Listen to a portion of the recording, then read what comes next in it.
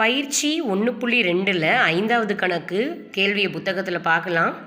ஒரு நிறுவனத்தில் உதவியாளர்கள் ஏ அசிஸ்டன்ஸ், எழுத்தர்கள் சி கிளர்க்குன்னு சொல்லுவோம், மேலாளர்கள் எம் மேனேஜர் மற்றும் நிர்வாகிகள் எக்ஸிக்யூட்டிவ் இ.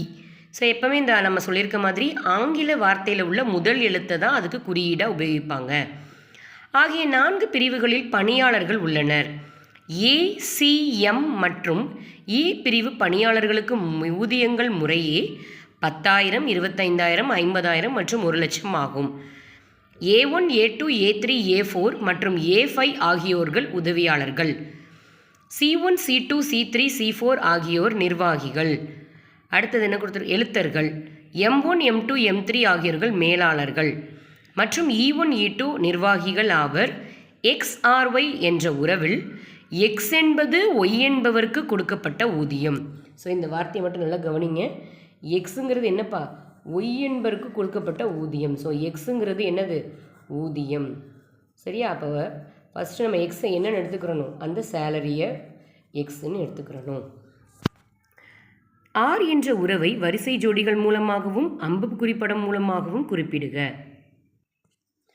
ஸோ கொடுக்கப்பட்ட உறுப்பின் மதிப்பகம் என்னதுப்பா சொல்லிட்டாங்க?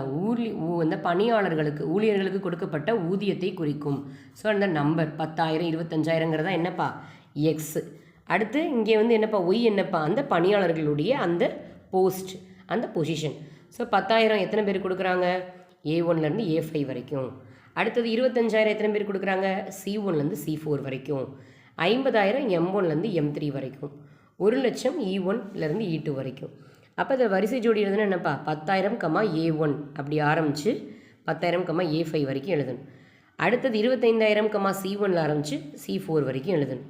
அடுத்து 50,000, M1ல் ஆரம்பித்து M3 வரைக்கும் எழுதணும். அடுத்து 1,00,000, E1, 1,00,000, E2. புரியுதா எப்படி எழுதணும்னு? சரியா? அந்த ஒரு விஷயத்தை மட்டும் நீங்கள் புக்கில் கொஸ்டின் பெருசாக இருக்கும், பட் சிம்பிள், ரொம்ப சிம்பிள் ஆன்சர். ஒரு அம்புக்குறி படமும் வரிசை ஜோடியும் கேட்டிருக்காங்க. அவங்க கொடுத்துருக்காங்க தெளிவாக XRY, எக்ஸ் என்பது ஊதியம் அப்படின்னு கொடுத்துட்டாங்க. அப்போ நம்பர் இதுதான் அந்த ஊதியம், இதிலிருந்து தான் இதுக்கு போகுது. ஸோ எது மதிப்பகம் எது துணை மதிப்பகம்ங்கிறது கிளியர் ஆக்கிறதுக்கு அந்த ஒரு வரி போதும். ஸோ இந்த ரெண்டு சில நேரம் இந்த கொஷின் கூட 5 மார்க்கில் கேட்குறாங்க.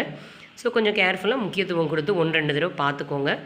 ஏன்னா இது பார்க்க ஈஸியாக இருக்கனால நீங்கள் அசால்ட்டாக இருந்துட்டு அடுத்து கவனிக்காமல் மறந்துடுவீங்க. கேட்குறப்ப அட்டன் பண்ண முடியாமல் போயிடும். தேங்க்யூ.